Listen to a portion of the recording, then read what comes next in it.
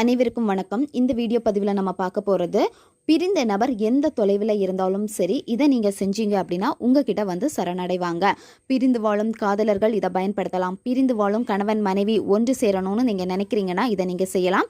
பிரிந்த உறவுகளை வந்து ஒன்று சேர்க்கும். இந்த மெத்தடை வந்து நீங்கள் எந்த டேல ஸ்டார்ட் பண்ணணும் அப்படின்னா வியாழக்கிழமை அன்னைக்கு இதை நீங்கள் செய்யணும். எந்த நேரத்தில் இந்த மெத்தடை நீங்கள் செய்யணும் அப்படின்னா வியாழக்கிழமை அன்னைக்கு சுக்கிர ஓரை நீங்கள் பார்க்கணும். சுக்கிர ஓரை அன்னைக்கு அந்த நேரத்தில் துளசி செடியினுடைய தண்டை வந்து நீங்க எடுக்கணும். துளசி செடியுடைய தண்டை வந்து எடுக்கிறதுக்கு முன்னாடி துளசி செடிக்கு முன்னாடி நின்றுட்டு நீங்க கோவில்ல சாமி எப்படி கும்பிடுவீங்களா அதே மாதிரி துளசி செடியை வந்து நீங்க வணங்கணும். கன்வர்சன் கூட சேர்றதுக்காக நான் இப்போ இந்த தண்டை வந்து எடுக்க போறேன்.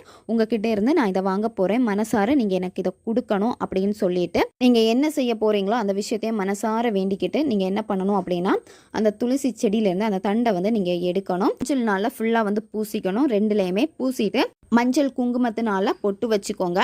இந்த ரெண்டு தண்டையும் ஒன்றா சேர்த்து நீங்கள் கட்டணும். சிவப்பு நிற நூல்னால் வந்து நீங்கள் கட்டிக்கோங்க. கட்டிட்டு இதை என்ன பண்ணணும் அப்படின்னா உங்கள் பூஜை ரூமில் நீங்கள் வச்சுருங்க. தண்டை வந்து உங்களுடைய இதயத்துக்கு பக்கத்தில் வச்சுட்டு அந்த போஸனை நீங்கள் மனசார நினைக்கணும்.